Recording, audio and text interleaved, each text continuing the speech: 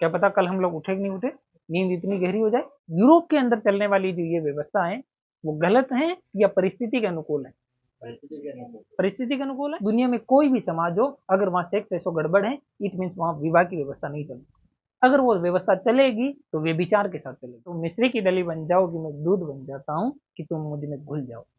यहाँ दरख्तों के साये में धूप लगती है, चलो यहाँ से चलें और उम्र भर के लिए। 70 ग्राम, वेरी गुड। ना कोई छोटा ना कोई बड़ा, हर आदमी एक जोड़ी जूता। अपने यहाँ संसद तेल की गाड़ी है जिसमें आधा तेल आधा पानी है। नमस्ते नमस्ते, आप सभी का बहुत बहुत स्वागत है। चलिए अच्छा, पहली चीज तो मुझे ये बताओ कि हम लोग नई कविता पढ़ रहे थे और नई कविता के सारे कवि हम लोगों ने कर दिए। और नई कविता का प्रारंभ जो होता है द्वितीय तारसप्तक से होता है, और नई कविता 1951 से लेकर के 1960 तक की जो कविताएं उनको नई कविता कहते हैं। ऐसा हम लोगों ने पढ़ लिया था। ठीक। नई कविता की जो अगले जो स्टेप के रूप में जो कविता आती है उसको कहा जाता है साठोत्तरी कविता। उसको क्या कहते हैं? साठोत्तरी का अगर आप लोग ध्यान से देखोगे, साठ धन उत्तरी, मतलब उत्तर का मतलब होता है बाद का, तो इसका मतलब 1960 के बाद की जो कविताएं उनको कहा जाता है साठोत्तरी कविता। उनको क्या कहते हैं? तो साठोत्तरी का आप लोग सब बात समझ गए। साठोत्तरी का मतलब क्या होगा कि 60 के उत्तर में जो कविताएं जो लिखी गई है, इसका मतलब 1960 के तो बाद में जो कविताएं लिखी गई उनको क्या कहते हैं? बहुत मुश्किल होता है ये तय करना कि साठोत्तरी और समकालीन में अंतर क्या होता है, लेकिन कुछ जो आलोचक हैं वो मानते हैं कि साठोत्तरी और समकालीन कविताएं एक ही होता है। फिर भी हम लोग समकालीन को थोड़ा सा अलग करके डिफाइन करने की कोशिश करेंगे। ठीक है। साठोत्तरी के बाद में एक कविता और आती है, उसको कहा जाता है समकालीन कविता। ओके, तो इनमें बारीक से अंतर है वो समझ लेंगे, और बेसिकली साठोत्तरी और समकालीन को एक साथ ही पढ़ लेते हैं। ओके, देखिए हम लोग ये जानते हैं कि 1960 के बाद की जो कविताएं हैं उनको हम लोग साठोत्तरी कविताएं कहते हैं। तो 1960 के दशक में ऐसा क्या हो रहा था जिसकी वजह से एक नए प्रकार की कविताएं लिखी जाने लगी, और इस कविता की विशेषताएं क्या है, ये चीजें समझने के लिए क्या करना होगा कि जब हम लोग नई कविताएं पढ़ रहे थे उस वो पता नहीं क्यों उठने लगे। जब हम लोग नई कविताएं पढ़ रहे थे, नई कविता की विशेषताओं के अंदर हम लोग एक मोहभंग शब्द देख रहे थे। मोहभंग शब्द को देखने के दौरान मैंने ये कहा था कि मोहभंग जो विशेषता है मूल रूप से साठोत्तरी कविता की विशेषता है। उस समय नई कविता में थोड़ी थोड़ी आशाएं हैं, और उसके बाद में क्या है, निराशाएं। ये क्यों हुई समझना बात को, कि देश आजाद हो चुका है। 1960 का मतलब देश आजाद हुए काफी टाइम हो गया, और इस आजादी के बाद में जो चीजें हम लोगों को आजादी से प्राप्त करनी थी वो चीजें हमें मिली नहीं। और जब आशाओं के अनुरूप चीजें नहीं मिलती हैं तो फिर कुंठाओं का जन्म होता है। अरे यार व्यवस्था खराब है यार, हम लोगों को लगा था ठीक है लेकिन ये व्यवस्था खराब निकली, और जिससे हम लोग प्रेम कर बैठे थे बेसिकली उसके प्रति हम लोगों को क्या हुई, घृणा होगी। तो 1960 में जो कविताएं जो लिखी गई है उनकी विशेषता है कि उस समय मोहभंग की कविताएं, उस समय की कविताएं कैसी है, मोहभंग हो गया, हर चीज से मोहभंग हो गया, महिलाओं से मोहभंग हो गया, और व्यवस्थाओं से मोहभंग हो गया, लोकतंत्र से मोहभंग हो गया। तो स्त्री के प्रति आक्रोश देखने को मिलता है। क्या देखने को मिलता है? आक्रोश देखने को मिलता है इन कविताओं के बीच। तीसरा है कि राजनीति के प्रति भी विद्रोह देखने को मिलता है, कि राजनीति के अंदर हमें विश्वास रह गया या नहीं रहा है, विश्वास नहीं रहा है, तो बताओ उसके प्रति हम लोग विद्रोह करेंगे या उससे दोस्ती करेंगे? तो विद्रोह करेंगे, विद्रोह करेंगे। तनाव है, टेंशन इस समय देखने को मिलेगी। और ये दौर ऐसा है जब बेरोजगारी है, क्योंकि सरकार ने उतना कुछ किया नहीं जो हम लोग चाहते थे, तो बेरोजगारी है, तो बेरोजगारी ऊपर कविताएं लिखी गई। और इस समय यथार्थता, पीड़ाएं हैं, कुंठाएं हैं, परेशानियां, इन पर कविताएं लिखी गई। तो इस अठोत्तरी कविता की जो विशेषता है वो विशेषता कौन कौन सी है? स्त्री के प्रति आक्रोश है, मोहभंग की कविता है, और तनाव है, टेंशन से, बेरोजगारी है, पीड़ाएं हैं, संतरास है, दुख है, ये सारी चीजें यहाँ देखने को मिलती है। ये क्योंकि हम लोगों को व्यवस्थाओं के रूप में, जिस व्यवस्था से हम लोग चाहते थे कि हम लोग धनी हो जाएंगे, जब अंग्रेज भाग जाएंगे तो यहाँ पर इक्वलिटी आ जाएगी, कोई यहाँ पर निर्धन नहीं रहेगा, सब धनवान हो जाएंगे। लेकिन धनवान और निर्धन का जो अनुपात जो था, उनके बीच जो अंतर था वो कभी रह गया। निर्धन निर्धन होते गए, और जो ठीक ठाक व्यक्ति थे वो ठीक ठाक होते गए। इस वजह से लोगों के बीच में आक्रोश था कि यार ये व्यवस्था हम लोग क्यों इस लोकतंत्र को लेके आए। तो राजनीति से हम लोग पीड़ित थे, तो राजनीति के प्रति आक्रोश है, मस्ती के प्रति आक्रोश है, हर चीज पर लोगों को अच्छा ही नहीं लग रहा कुछ। क्लियर होगी ये बात? तो ये विशेषताएं किसकी है? साक्षोत्तरी की। साठोत्तरी जब कविता को पढ़ते हैं तो इस दौरान कई सारे काव्य आंदोलन चले, अलग अलग प्रकार की कविताएं लिखी। समझ पा रहे हो? उन अलग अलग प्रकार की कविताओं को कहा जाता है काव्य आंदोलन। एक प्रकार का आंदोलन ये है, मतलब एक प्रकार की कविता ये लिखी जा रही, एक प्रकार की कविता ये लिखी जा रही, एक प्रकार की कविता ये लिखी जा रही। उनमें से एक मेन लीडरशिप के रूप में एक प्रमुख कविता आंदोलन था, उसको कहा जाता है अकविता आंदोलन। उसको क्या कहते हैं? अकविता। बोलो, एक दो तीन बार बोलो, अकविता। क्लियर हो गया? अकविता। कई सारे आंदोलन चले, उनमें से एक अकविता बहुत ज्यादा पॉपुलर रहा। पॉपुलर कौन सा रहा? अकविता जब चला तो ये जो साठोत्तरी कविता है, इस साठोत्तरी कविता को अकविता कहना शुरू कर दिया। इसको क्या कहना शुरू कर दिया? क्लियर हो गया? तो अकविता शब्द साठोत्तरी कविताओं के लिए प्रयोग किया गया। ये क्लियर हो गया? अकविता क्या होती है, इस चीज को समझना। देखो, विश्व युद्ध चले, जब जब भी विश्व के अंदर या कहीं पर भी युद्ध चलते हैं तो उससे दो तीन चीजें क्लियर होती हैं। जब भी बड़े स्तर पर युद्ध होगा तो एक तो ये होगा कि जो व्यक्तियों को एहसास होगा कि यार युद्ध के बाद में व्यक्ति तबाह हो जाते हैं और किसी भी व्यक्ति का कोई भरोसा है। कोई कितना ही जवान है लेकिन वो व्यक्ति उस युद्ध में काम आ जाता है, खेत हो जाता है, मर जाता है। तब लोगों को लगता है कि क्षणवाद, जिस क्षण में हम लोग जी रहे हैं उस क्षण को जी लेना ही बेहतर है। भविष्य की संकल्पना प्रस्तुत किए बगैर केवल आज जो जी रहे हैं उसको जी लो, आज जो है उसी में खुशी। क्या पता कल हम लोग उठे कि नहीं उठे, नींद इतनी गहरी हो जाए। क्लियर हो गया? तो क्षणवाद एक तो उत्पन्न होगा, और वो क्षणवाद प्रयोगवाद की विशेषता है, नई कविता की भी विशेषता है। ये चीजें हम लोगों ने देखी। लेकिन युद्ध से एक बड़ी शक्ति ये भी होती है कि बड़ा स्तर पर युद्ध चल रहा है और युद्ध लड़ने के लिए जो जाते हैं वो जाते हैं पुरुष। कौन जाता है? पुरुष जब युद्ध करने के लिए गए हुए हैं और पुरुष सारे ही काम आ जाए या अधिकांश पुरुष काम आ जाए तो महिलाएं तो यूं रह जाएगी। समझ पा रहे हो? तो उनका जो सेक्स रेशो है, जिसको हम लोग कहते हैं लिंगानुपात, वो रेशो गड़बड़ हो जाएगा। वो क्या हो जाएगा? पहले 1000 पुरुषों पर मान लीजिए कि 900 महिलाएं थी, तो विवाह के जो व्यवस्था थी वो चल रही थी आराम से, ठीक तरीके से चल रही थी। लेकिन मान लीजिए कि महिलाएं तो बची हुई है 900 या 1000 और पुरुष बचे हुए हैं 50। ऐसा कोई समाज है। यूरोप की स्थिति कुछ कुछ ऐसी हो गई है, क्योंकि यूरोपीय कंट्रीज के अंदर वर्ल्ड वार चला, द्वितीय विश्व युद्ध चला, प्रथम विश्व युद्ध चला, उसके बाद में द्वितीय विश्व युद्ध भी चला। और द्वितीय विश्व युद्ध में पुरुषों के काम आ जाने की वजह से, पुरुषों के खेत हो जाने की वजह से वहां जो सेक्स रेशो है वो गड़बड़ हो गया। तो वो क्या क्या हो गया? बहुत डाउन लेवल पर आ गया, उनका अंतर बहुत ज्यादा हो गया। अंतर जैसे अगर उनका जो लिंगानुपात लगभग बराबर है तो विवाह व्यवस्था ठीक से चलेगी, कोई समस्या नहीं।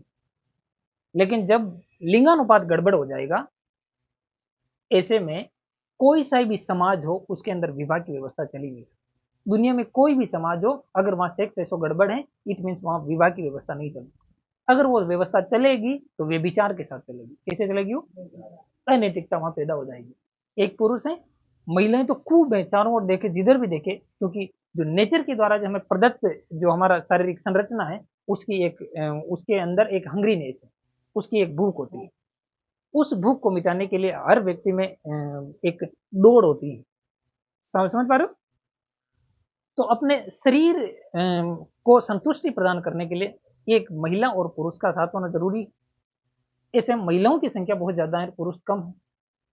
बताइए, तो फिर एक पुरुष की खूब सारी पत्नियां रहेगी और एक पुरुष कई सारी पत्नियों का गुजारा एक साथ नहीं कर सकता, तो वो कुछ पत्नियां रखेगा, कुछ के साथ व्यभिचार करेगा।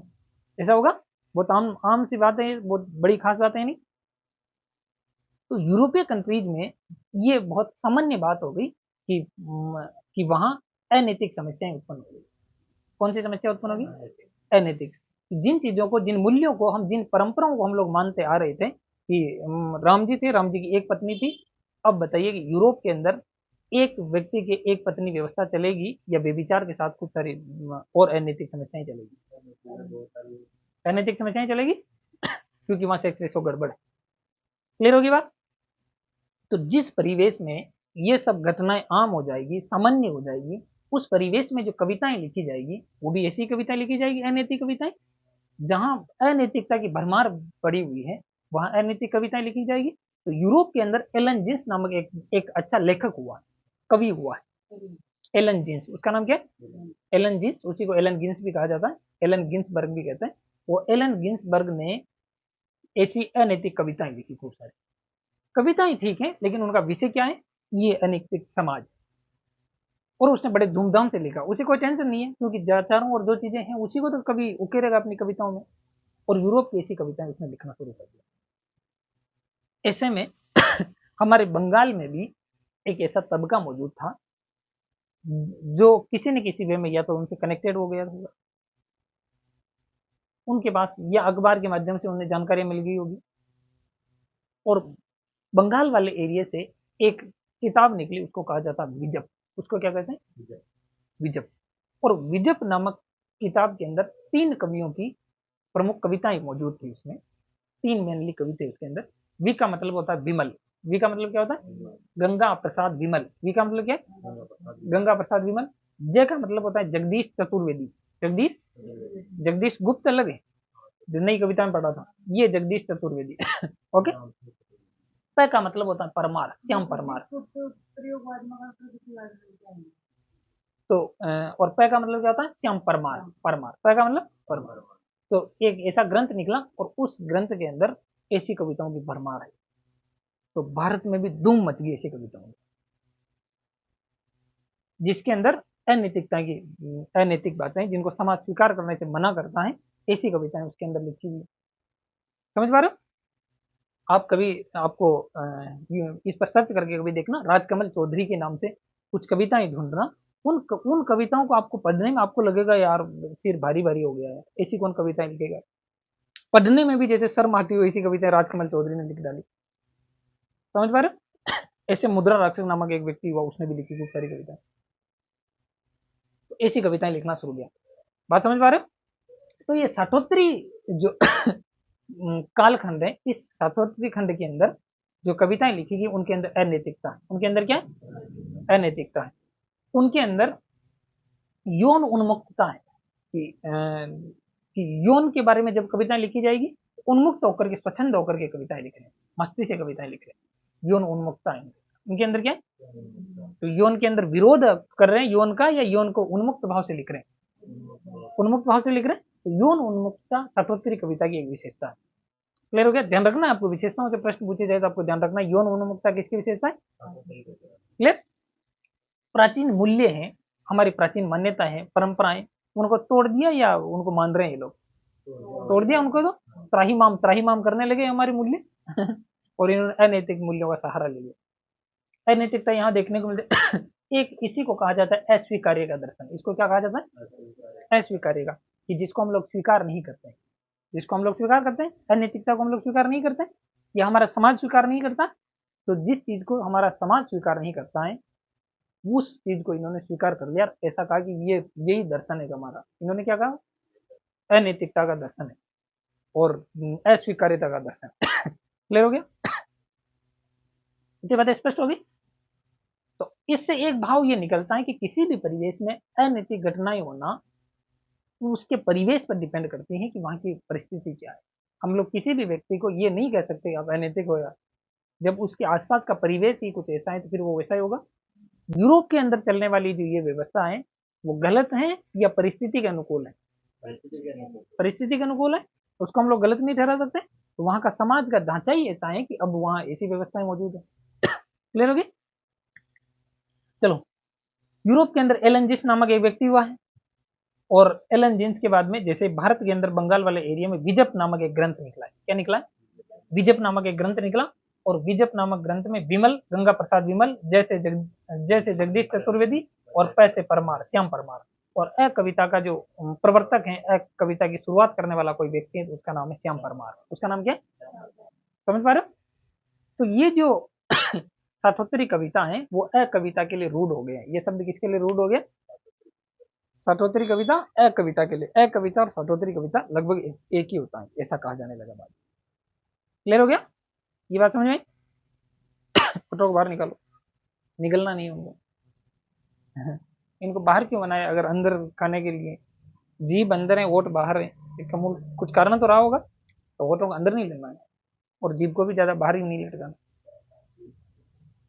जीभ को ऐसा कोई है जीभ को ये उल्टी लेकर के अंदर अंदर यहाँ टच कर सकता है कुछ लोग जीभ को बाहर लेकर के नाक के टच कर देते हैं, देखा आप लोगों ने? ऐसे जीभ को बाहर निकाला, नाक के टच कर दिया। कुछ लोग ऐसे होते हैं जो जीभ को अंदर लिया, कंठ तक पहुंचा दिया ऐसा तो नहीं होता होगा। चलो यहाँ तक की बातें समझ आ गई। लेकिन साठोत्तरी को कहा जाता है कि साठोत्तरी 1960 के बाद में शुरू होती है, उसको साठोत्तरी कहेंगे। कुछ लोग मानते हैं कि 1960 के बाद में 1980 तक के बीच की जो कविताएं उनको ही साठोत्तरी कहेंगे, उसके बाद में जो कविताएं आती हैं उनको समकालीन कविताएं कहेंगे। उनको क्या कहेंगे? समकालीन। क्या 2026 चल रहा है कि 1980 के बाद से लेकर के 2026 तक की जो कविताएं उनको कहेंगे समकालीन कविता। उनको क्या कहेंगे? समकालीन कविता। ऐसा कुछ लोग मानते हैं। अगर वो इसको अलग मानते हैं तो उसकी कुछ अलग विशेषताएं। वो कहते हैं कि 1980 के बाद में कुछ आशाएं वापस जागृत होने लगी, कुछ आशाएं वापस जागृत होने लगी। तो ये जो बेसिकली पहले साठोत्तरी की विशेषताएं थी, इन साठोत्तरी का थोड़ा थोड़ा उल्टा होने लगा, इसको कहा जाता है समकालीन कविता। उनको क्या कहा जाने लगा? समकालीन के अंदर आशा है, इधर निराशा थी, इधर आशा है। साठोत्तरी के अंदर अनास्था है, इधर आस्था है। इधर भरोसा बिल्कुल उठ गया है या थोड़ा भरोसा है। इधर स्त्रियों के प्रति भी आक्रोश की भावना है, यहाँ स्त्री के प्रति भी आत्मीयता की भावना है। समझ पा रहे हो? एक व्यक्ति है जिसका नाम है चंद्रकांत देवताले। उसका नाम क्या है? चंद्रकांत देवताले ने कहा कि तुम मिश्री की डली बन जाओ कि मैं दूध बन जाता हूँ। तुम मिश्री की डली बन जाओ कि मैं दूध बन जाता हूँ, कि तुम मुझ में घुल जाओ, कि तुम मुझ में, तुम मिश्री की डली बन जाओ कि मैं दूध बन जाता हूँ, कि तुम मुझ में घुल जाओ। ऐसा किसने कहा? चंद्रकांत देवताले। किसने कहा? ये समकालीन दौर के कवि हैं जिन्होंने ऐसा कहा। इसका मतलब स्त्री के प्रति आक्रोश आ रहा है या थोड़ा प्रेम आ रहा है? प्रेम आ रहा है। तो समकालीन दौर की जो कविताएं उनकी विशेषताएं प्रेम, स्त्री के प्रति आत्मीयता की भावना कि ये मेरी है, ऐसा भावना आने लगी। क्लियर हो गया?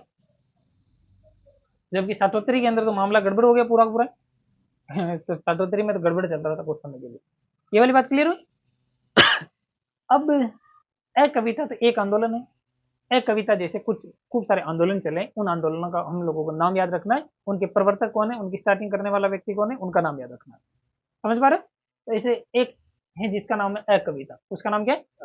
और एक कविता के जो प्रवर्तक हैं उसको क्या कहा जाता है? तभी बताएगी। उसका नाम क्या है? एक है जिसे कहा जाता है विचार कविता उसका नाम क्या है? साठोत्तरी के अंदर कई सारे छोटे छोटे विभाजन चले, ये छोटी कविता, ये छोटी कविता। जैसे हम आधुनिक काल को पढ़ते हैं तो आधुनिक काल के खूब सारे विभाजन होते हैं। भारतेंदु युग है, द्विवेदी युग है, क्षयवाद है, प्रगतिवाद, प्रयोग, ऐसे ये हैं। ऐसे ही इस साठोत्तरी कविता के अंदर कुछ ऐसे इसके उप विभाजन है, उनको देखना चाहिए और उनका केवल हम लोगों को नाम नाम याद रखना है। कविता श्याम परमार, विचार कविता नरेश मेहता। ओके, उसके बाद क्या है? बीट कविता राजकमल चौधरी। राजकमल चौधरी एक व्यक्ति युत्सावादी। एक क्या? युत्सावादी। एक जो वाद है उसको कहा जाता है युत्सावाद। उसको क्या कहते हैं? युत्सावादी। और युत्सावादी कविता के तलब श्री राम सिंह, तलब श्री राम सिंह। उसके बाद अस्वीकृत कविता। एक कौन सी कविता है? अस्वीकृत। उसके हैं श्री राम शुक्ल। उसके कौन है? याद करना है इनको ना आप लोग, फिलहाल के लिए ऐसे पढ़ो। नवगीत के हैं वीरेंद्र मिश्र। उसके कौन है?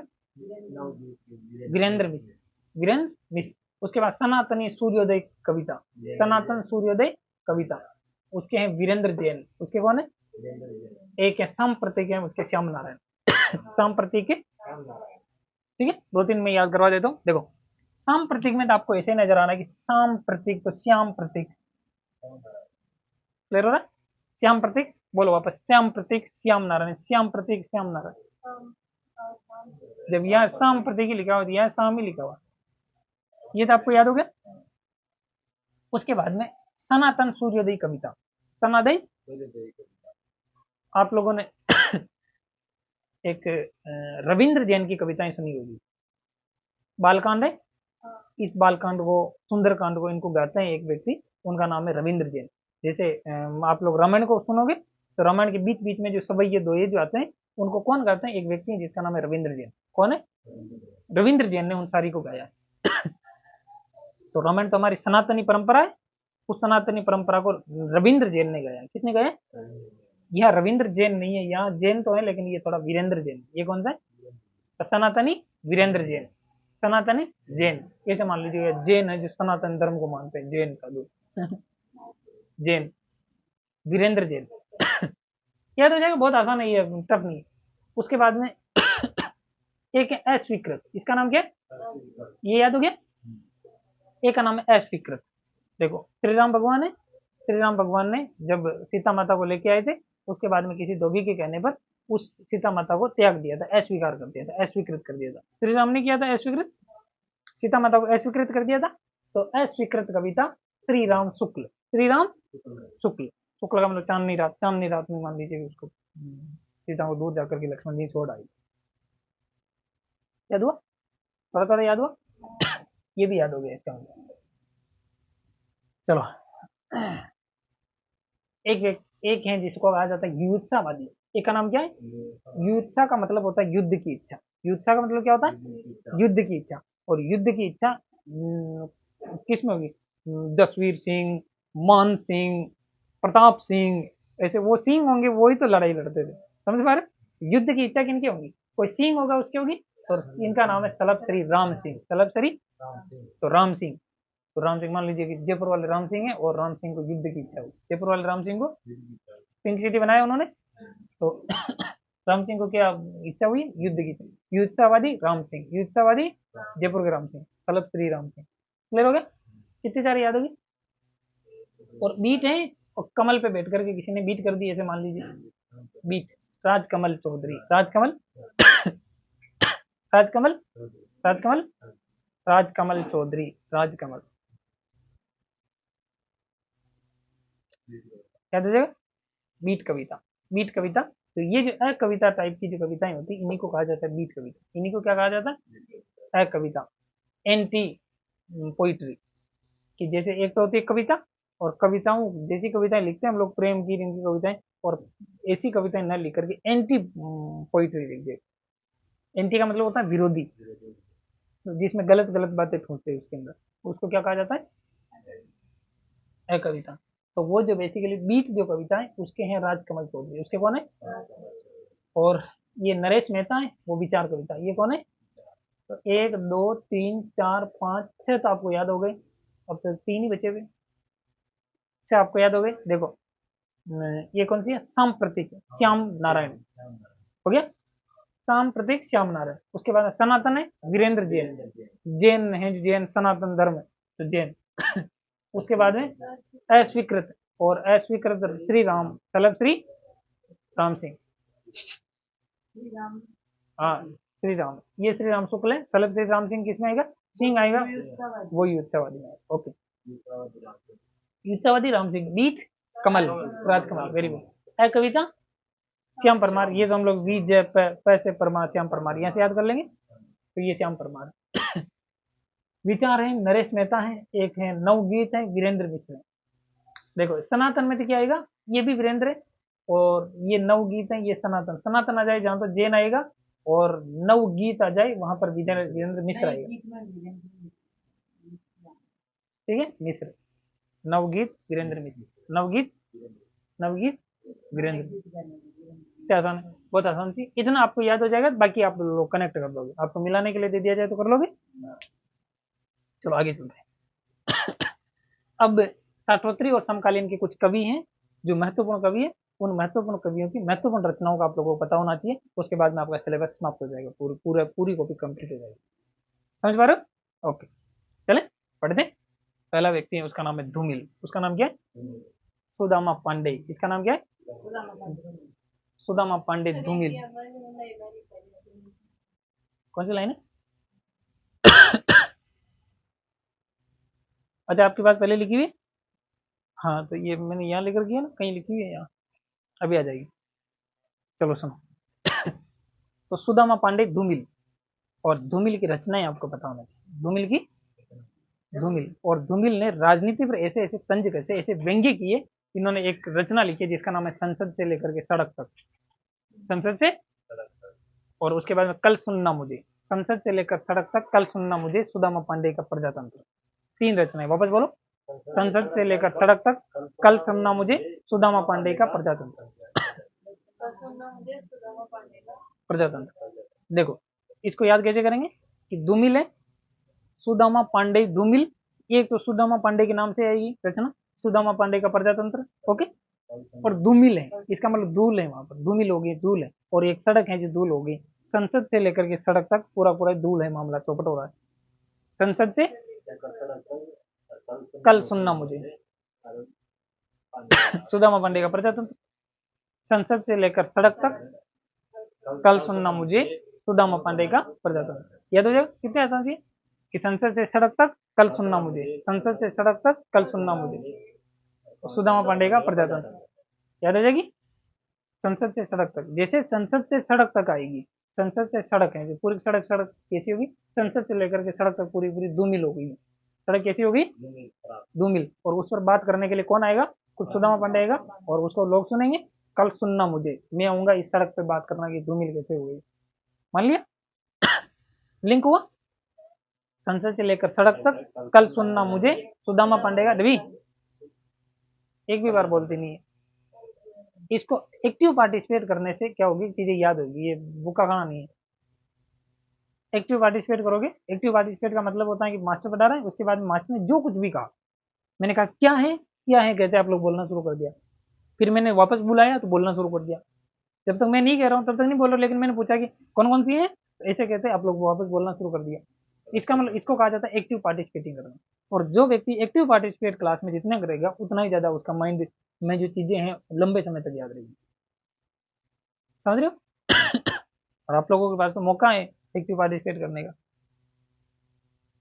ये मौका कहाँ होता है। दो तीन इसकी रचनाएं, एक का नाम है मोचीराम, एक का नाम है पटकथा। मोचीराम पटकथा, मोचीराम पटकथा, एक है नक्सलवादी। तीन इसकी छोटी छोटी कविताएं, उनका नाम है, एक का नाम है मोचीराम, एक का नाम पटकथा, नक्सलवादी। क्लियर हो गया, नक्सलवादी क्लियर हो गया, बहुत आसान सी बात है। तो वापस बोलो, धूमिल की कौन कौन सी रचनाएं,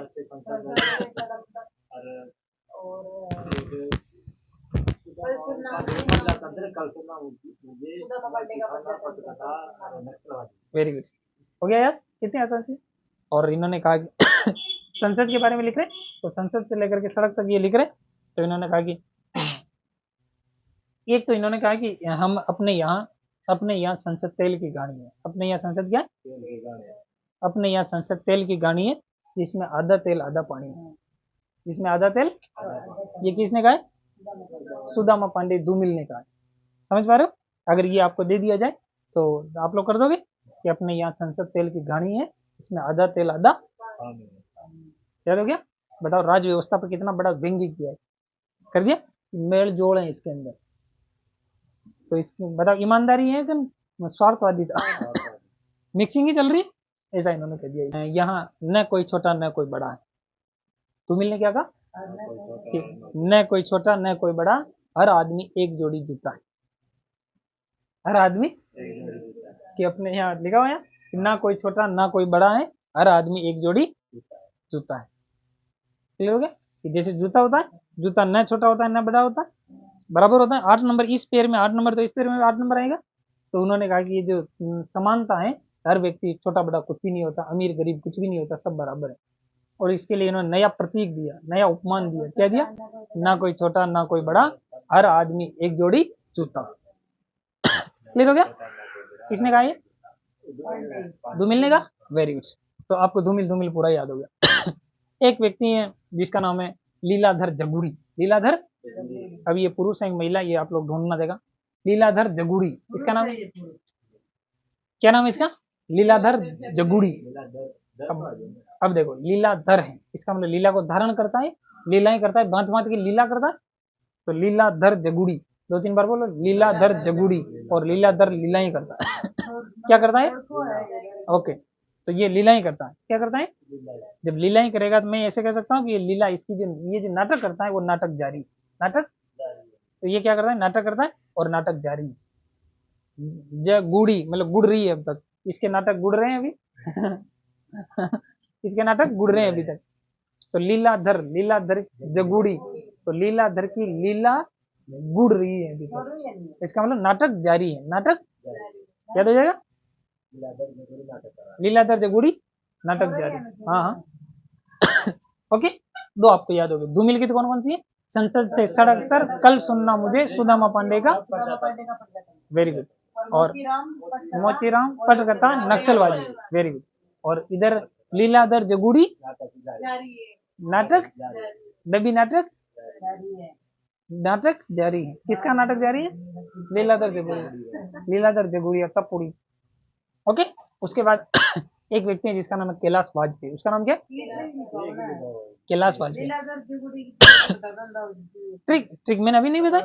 लीलाधर, लीला को धारण कर रही है। जगुड़ी, गुड़ी मतलब गुड़ रही है, तो गुड़ अब तक भी गुड़ रही है लीला, तो नाटक जारी है, ये लीला जारी है। ये याद रखनी है क्योंकि हाँ एक नहीं नहीं नहीं एक याद रखनी, जहां मैं स्टार लगवा रहा हूँ वही याद रखनी। ओके, क्योंकि समकालीन और सार्वत्रिक कविता की में से कौन सी रचना पूछी जाती है, उसकी मूल विशेषता है कि जिसको साहित्य अकादमी पुरस्कार मिल गया वही महत्वपूर्ण, उसके अलावा कोई महत्वपूर्ण। क्लियर? चलो आगे ध्यान दो। एक व्यक्ति है जिसका नाम कैलाश वाजपेयी। उसका नाम क्या है? कैलाश वाजपेयी। कैलाश वाजपेयी, कैलाश, कैलाश ने वाज को पिया, हवा में गया और हस्ताक्षर कर दिया। हवा में जाकर क्या कर दिया? कैलाश वाजपेयी। या मान लीजिए कैलाश पर्वत कहाँ रहता है? हवा में, बहुत ऊंचा है वो। वहां जाकर के कोई व्यक्ति हस्ताक्षर करे तो मैं कह सकता हूँ कि हवा में हस्ताक्षर कर दिया, साहित्य अकादमी पुरस्कार। कोई बात नहीं, आप लोग तो याद करो इसको। ठीक है, इधर ध्यान दो। कैलाश वाजपेयी हवा में हस्ताक्षर, कैलाश वाजपेयी की संसद से लेकर सड़क तक, वेरी गुड। कल सुनना मुझे, सुदामा पांडे का प्रजातंत्र, वेरी गुड। नाटक जारी है, जगुड़ी जगुड़ी जगुड़ी। ओके, और कैलाश वाजपेयी की हवा में हस्ताक्षर, वेरी गुड। नहीं बाद में लिख लेना, बाद में लिख लेना। उसके बाद में Chandrakant Deotale, Chandrakant very most important, Chandrakant Deotale. Chandrakant Deotale की ये रचनाएं आपको याद होनी चाहिए। इनमें से एक तो पहली है पत्थर फेंक रहा हूं, ये आपको ये ज्यादा महत्वपूर्ण है, लेकिन बाकी भी आप लोग पूछ ली गई है तो वो याद कर लेना। देखो चंद्रकांत देवताले, पहली बोलो हड्डियों में छिपा ज्वर, हड्डियों में छिपा ज्वर। उसके बाद कौन सी है? वो बोलो, हड्डियों में छिपा ज्वर, देख कर बोलो।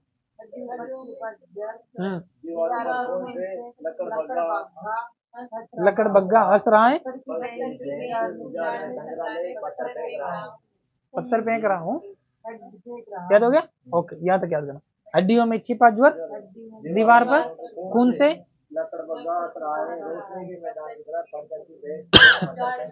दो तीन बार बोलो। हड्डियों में छिपा ज्वर, लकड़ बग्गा हंस रहा है, पत्थर की बेंच और पत्थर फेंक रहा हूँ, उजाड़ में संग्रहालय, उजाड़ में संग्रहालय। पत्थर फेंक रहा हूँ, उजाड़ में संग्रहालय, पत्थर की बेंच, लकड़ बग्गा हंस रहा है, और हड्डियों में छिपा ज्वर, और दीवार में खून से। याद हो गया? आपको लग रहा है याद कैसे करेंगे, तो भूल जाएंगे हम लोग। देखो एक व्यक्ति है जिसका नाम है चंद्रकांत, तो उसका नाम क्या है? देवता के पास गया, देवता के पास गया। अरे सब याद हो जाएगा उसे। चंद्रकांत कहाँ गया है? देवता के पास। देवता के पास गया क्योंकि उसकी हड्डियों में आ गया है ज्वर। ज्वर को कहा जाता है क्या कहते हैं? बुखार। बुखार को क्या कहते हैं? ज्वर। क्लियर होगा? तो हड्डी बुखार आ गई उसको, इसलिए वो देवता के पास गया। तो ये तो पुराने समय की बात है, 1960 के बाद की कविताएं। इसका मतलब उस समय तो थोड़े देवताओं का प्रकोप रहा होगा, हॉस्पिटल तो अब बने ज्यादा। तो उस समय कहाँ गया वो? देवता के पास गया। तो चंद्रकांत देवता के पास गया कि हड्डियों में उसकी क्या आ गई? ज्वर आ गई। आगे, और वहां जाकर के जैसे बैठा था, इतने में वो गया, तो देवता थोड़ा जंगल उंगल में होगा मान लीजिए, वहां गया। वहां जाकर के देखा तो दीवार पर खून से लथपथ एक लकड़ बग्गा उसकी तरफ देख कर हंस रहा। दीवार पर बैठा है एक लकड़ बग्गा, दीवार पर खून खून मुंह में लगा हुआ है, और लकड़ बग्गा उसकी तरफ देख रहा है। बुखार में तू, बुखार में तू, समझ रहे हो? दीवार पर खून से लकड़ बग्गा हंस रहा है, लकड़ बग्गा। भाई साहब अब ये तो ये बैठा था पत्थर की बेंच पर, ये किस कहाँ बैठा था? पत्थर की बेंच पर बैठा बैठा बुखार आ रही, और पत्थर की बेंच पर बैठे बैठे इसने देखा लकड़ बग्गा हंस रहा है। अब वो पत्थर फेंकेगा, उसको भगाने की कोशिश करेगा। उसको लगा कि भाई साहब अभी तो मैं देवता के यहाँ आया हूँ, लेकिन यहाँ उजड़ खाना बना देगा, मुझे उजाड़ देगा, ये उजाड़ देगा, उजाड़ देगा। तो पहले मैं उजाड़ देता हूँ इसको। उसने उसी पत्थर की बेंच का पत्थर तोड़ा और पत्थर फेंकने लगा। किसी ने आवाज दी, क्या कर रहा हूँ? पत्थर फेंक रहा हूँ। पत्थर और पता है इतने फेंकी वहां उजाड़ खाना बन गया, वहां उजाड़ संग्रहालय बन गया, उजाड़ संग्रहालय बन गया। क्लियर हो गया? कनेक्ट कर लोगे? बताओ वापस बताओ देगा। चंद्रकांत देवताले हड्डियों में छिपा ज्वर, हड्डियों में छिपा ज्वर, फिर दीवार पर खून से, दीवार पर खून से, लकड़ बग्गा हंस रहा है, और पत्थर की बेंच, बग्गा पत्थर की बेंच, उजाड़ पर संग्रहालय, और फिर पत्थर फेंक रहा हूँ। याद हो जाएगा? बताओ चंद्रकांत देवताले क्या अच्छी अच्छी रचनाएं, और कौन कौन सी रचनाएं वापस बता दो।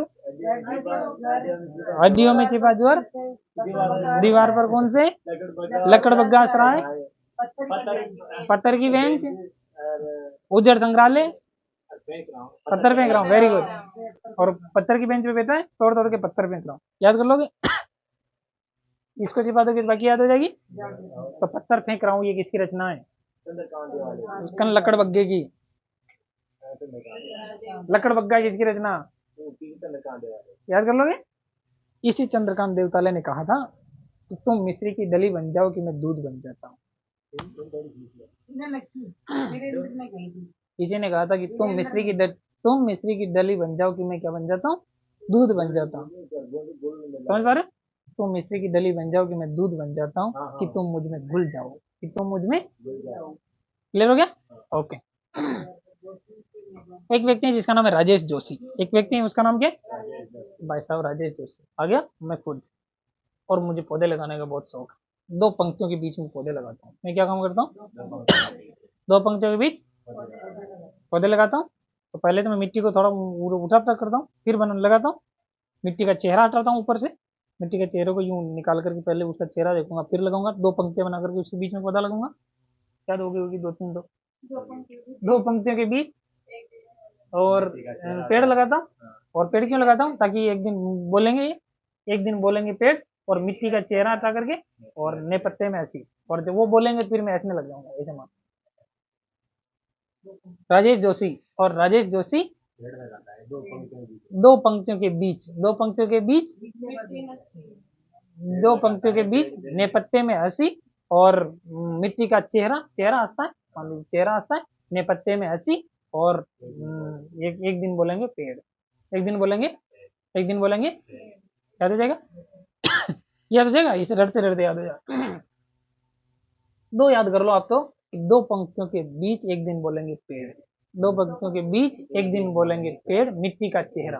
ठीक है? दो ही महत्वपूर्ण है, दो में से भी ऊपर ही ऊपर वाले सबसे ज्यादा महत्वपूर्ण है, क्योंकि उसको साहित्य अकादमी पुरस्कार मिला है। राजेश जोशी की एक रचना है, उसको कहा जाता है कि दो पंक्तियों के बीच, दो पंक्तियों के बीच, लेकिन और एक दिन बोलेंगे पेड़, दो पंक्तियों के बीच एक दिन बोलेंगे पेड़, दो पंक्तियों के बीच एक दिन बोलेंगे पेड़, मिट्टी का चेहरा, नेपथ्य की हंसी।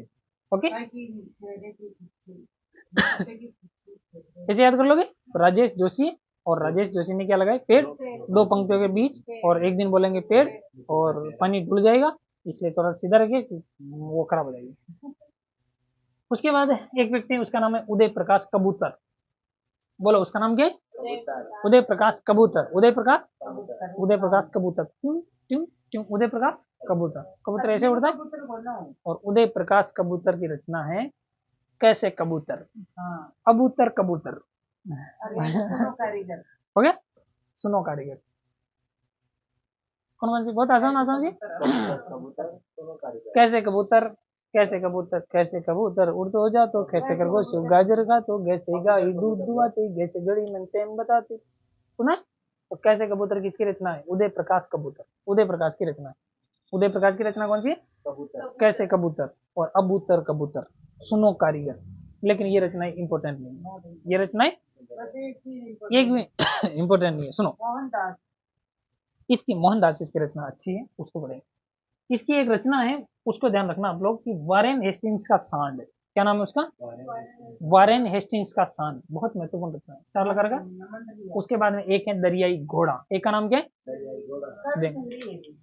वारेन हेस्टिंग्स का सांड, वारेन हेस्टिंग्स का। तो देखिए, एक तो कबूतर है, कबूतर पक्षी है, और सांड एक जानवर है। वारेन हेस्टिंग्स का सांड, वारेन हेस्टिंग्स का, वारेन हेस्टिंग्स का, वारेन हेस्टिंग्स का सांड। और एक है दरियाई घोड़ा, एक का नाम क्या है?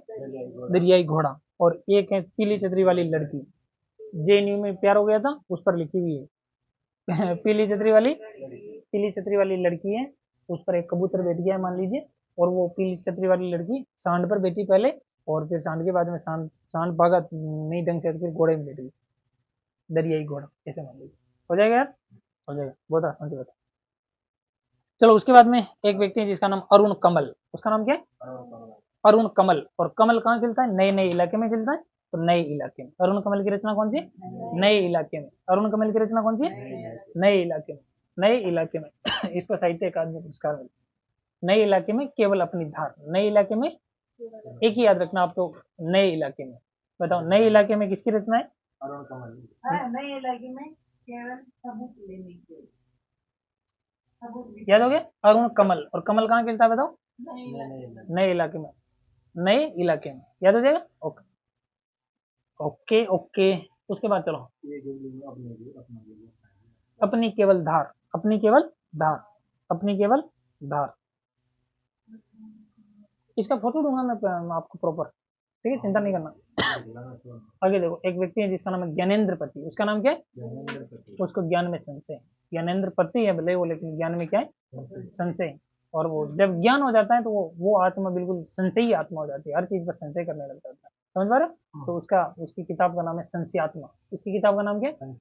तो ज्ञानेंद्र पति संशयात्मा, ज्ञानेंद्र पति संशयात्मा। एक का नाम है बिनसार, बिनसार, संशयात्मा बिनसार, संशयात्मा बिनसार, संशयात्मा बिनसार। ज्ञान में हो गया संशयात्मा बिनसार, ज्ञान में हो गया संशयात्मा बिनसार, ज्ञान में हो गया संशयात्मा बिनसार, संशयात्मा।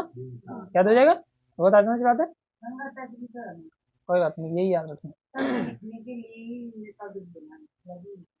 यही याद रखना।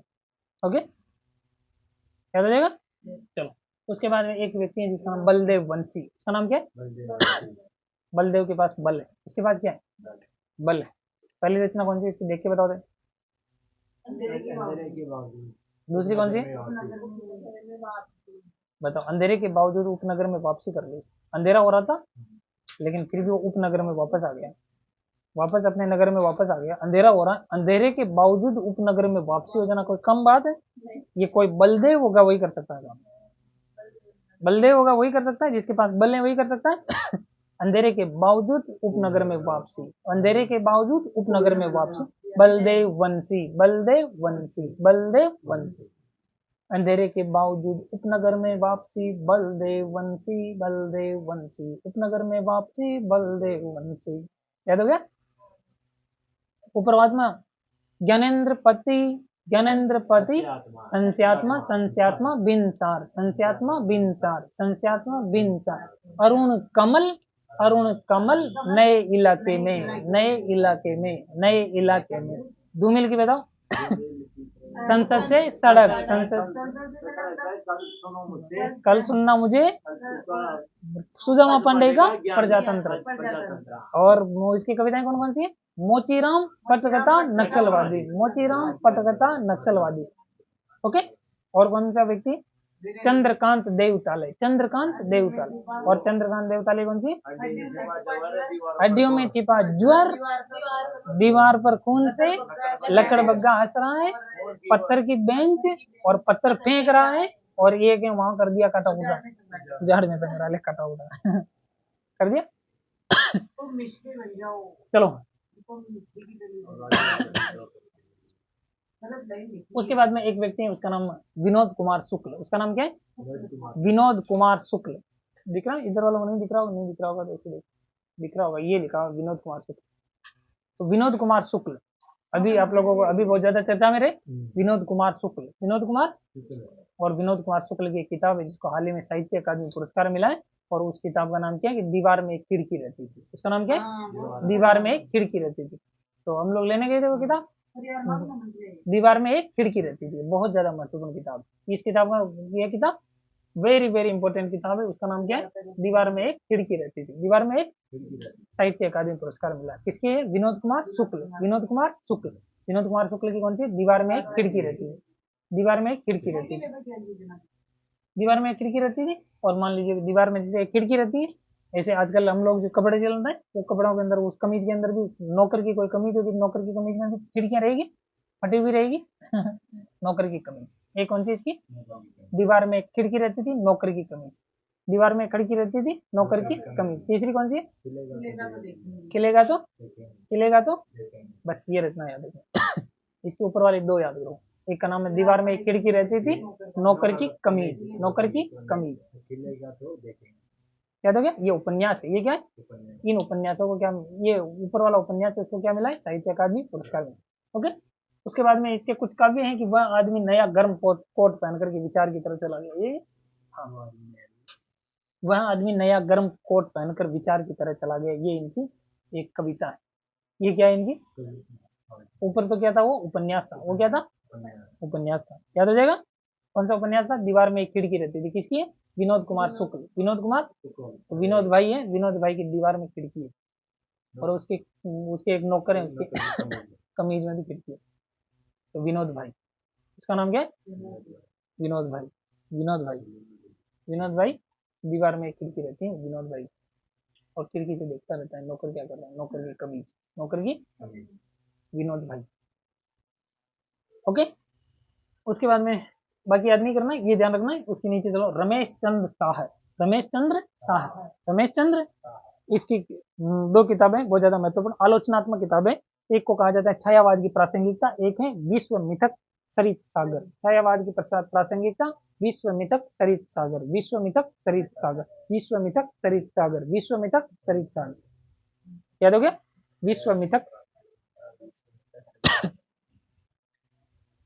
साहित्य अकादमी पुरस्कार मिला विश्व मिथक सरित सागर, विश्व मिथक सरित सागर, विश्व मिथक सरित सागर।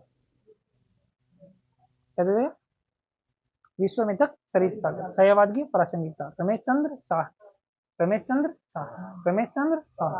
विनोद कुमार शुक्ल की कौन सी है, विनोद भाई की, हाँ,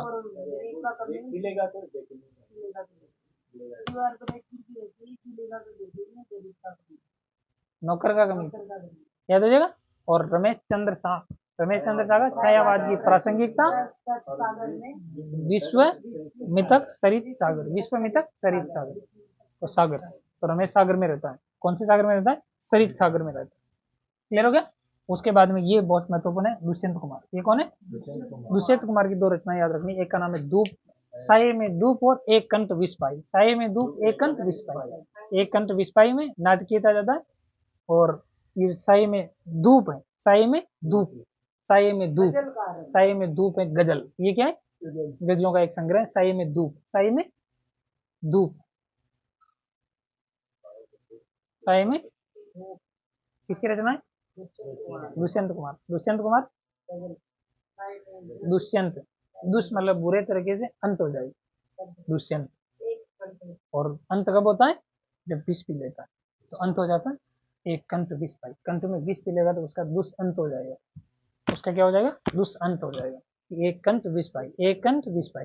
एक है साये में धूप, गजल कौन सी इनकी, साये में धूप। यहाँ लिखिए, कहाँ तो तय था चरागाह हर एक शहर के लिए इसको पढ़ लेना आपके साथ। तो ऐसी इनकी गजलें, कहाँ तो तय था चरागाह हर एक घर के लिए, कहाँ चराग मयसर नहीं हर एक शहर के लिए। ऐसे कुछ गजलें हैं कि यहाँ दरख्तों के साये में धूप लगती है, चलो यहाँ से चले और उम्र भर के लिए, चलो यहाँ से चले और उम्र भर के लिए। ऐसा किसने कहा है, दुष्यंत कुमार ने, यहाँ लिखा हुआ है। इसको कैसे गा के पढ़ते हैं, इसको कुमार विश्वास जी गाते हैं, कहाँ तो तय था चरागाह हर एक घर के लिए। गुनगुनाना आप लोग, अंदर अंदर सोचना, कहाँ तो तय था चरागाह हर एक घर के लिए, कहाँ चराग मयसर नहीं शहर के लिए, यहाँ दरख्तों के साये में धूप लगती है, यहाँ दरख्तों के साये में धूप लगती है, चलो यहाँ से चले और उम्र भर के लिए, चलो यहाँ से चले और उम्र भर के लिए, यहाँ दरख्तों के साये में धूप लगती है। ऐसे गजल को ऐसे गाते हैं, ठीक है। तो गजलकार है, ये कौन है, गजलकार। कि कहाँ तो तय था चरागा हर एक घर के लिए, कहाँ चराग मयसर नहीं शहर के लिए। यहाँ दरख्तों के साये में धूप लगती है, चलो यहाँ से चलें और उम्र भर के लिए। दुष्यंत कुमार गजलकार। साये में धूप, साये में धूप, याद हो गया। तो यहाँ से लेकर मुझे बताओ कि यहाँ से लेकर यहाँ तक कोई डाउट है? कुछ भी डाउट नहीं है? वापस गजल गिराने और गजल के साथ में चलो वापस एक बार इसको वापस देख लेना। देखो ध्यान से सुनो।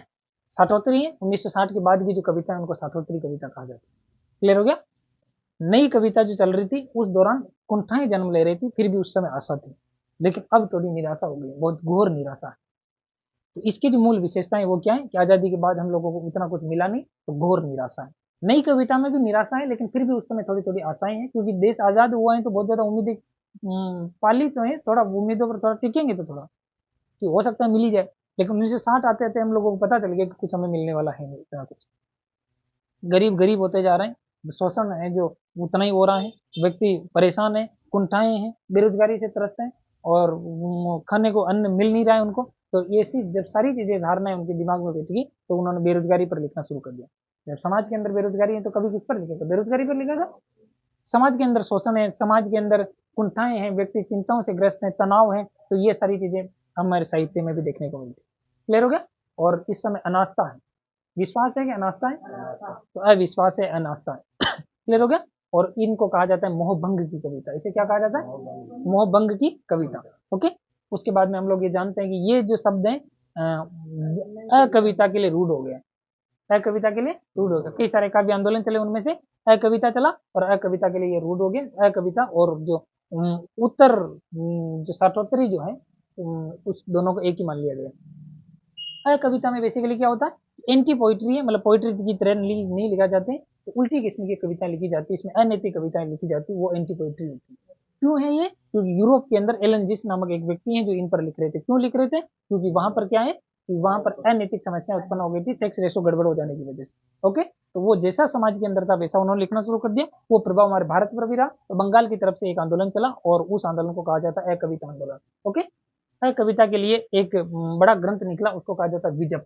विजप के अंदर एक विमल, गंगा प्रसाद विमल, जैसे जगदीश चतुर्वेदी वैसे श्याम परमार, और श्याम परमार ही एक कविता के प्रवर्तक है। राजकमल चौधरी जैसे व्यक्ति हैं, मुद्रा राक्षस जैसे व्यक्ति हैं, ऐसे कई सारे ऐसे व्यक्ति हैं जो ऐसी कविताएं लिख रहे हैं। क्लियर हो गया। उसके बाद में हम लोगों ने जो पढ़ना शुरू किया कि कुछ काव्य आंदोलन, उनका हम लोगों को पता होना चाहिए। कविता तो इसका है श्याम परमार का। ओके। युत्सावादी जो कविताएं वो है सलब श्री राम सिंह। ओके। ऐसी और कौन सी कविताएं पीछे देख करके बताओ? बीट कविता राजकमल चौधरी, बीट कविता राजकमल चौधरी। उसके बाद में कौन सी? नवगीत है, तो नवगीत में तो वीरेंद्र मिश्र आएगा। एक वीरेंद्र जैन है, वो वीरेंद्र जैन किसमें आएगा? सनातन सूर्योदय कविता। और कौन सी कविताएं? तो एक है सांप्रतिक, जिसको श्याम नारायण। ठीक ठीक वाले बोलो। अस्वीकृत है जो राम है, तो राम जी ने अस्वीकार कर दिया, तो श्री राम शुक्ल। ओके। तो ये बेसिकली आप लोगों को ये आंदोलन आप लोगों को पता होना चाहिए। उसके बाद में कुछ कवि हैं जो समकालीन और छाया, ये जो साठोत्तरी जो कविता है इनके मिक्सिंग कवि है, उनको पढ़ लेना चाहिए। और पहला कवि हम लोगों ने पढ़ा, उसको कहा जाता है धूमिल। उसको क्या कहा? धूमिल। धूमिल की जो रचना है वो है संसद से सड़क तक, कल सुनना मुझे, सुदामा पांडे का प्रजातंत्र, नक्सलवादी और मोतीराम पटकथा, ये रचना है उनकी। ओके। उसके बाद दूसरा कवि बोलो। कैलाश वाजपेयी। इधर तो कुछ नहीं लिखा। अरुण कमल। अरुण कमल है, अरुण कमल की है नए इलाके में, नए इलाके में। ओके। और केवल धार भी है। उसके बाद कौन सा है? ऊपर बोलो। कैलाश वाजपेयी। कैलाश वाजपेयी। कैलाश पर्वत पर जाओ, हवा में कर दो हस्ताक्षर, हवा में हस्ताक्षर। चंद्रकांत देवतले। और उसके तो सर्दियों में छिपा ज्वर, दीवार पर खून से लकड़ बग्गा हंस रहा है, पत्थर की बेंच, पत्थर मार रहा हूं मैं। और हो गया। उसके बाद बोलो। राजेश जोशी। और राजेश जोशी ने दो पंक्तियों के बीच में पौधे लगाए, तो दो पंक्तियों के बीच में, और एक दिन बोलेंगे पेड़, एक दिन बोलेंगे पेड़। और उसके बाद में वो जो है मिट्टी का चेहरा। नेक्स्ट बोलो। ठीक है। उदय प्रकाश कबूतर। उदय प्रकाश कबूतर के कैसे कबूतर, अबूतर कबूतर। और इसकी कुछ रचनाएं की वारेन हेस्टिंग्स का सांड, वारेन हेस्टिंग्स का सांड। एक है दरियाई घोड़ा, एक है पीली छतरी वाली लड़की।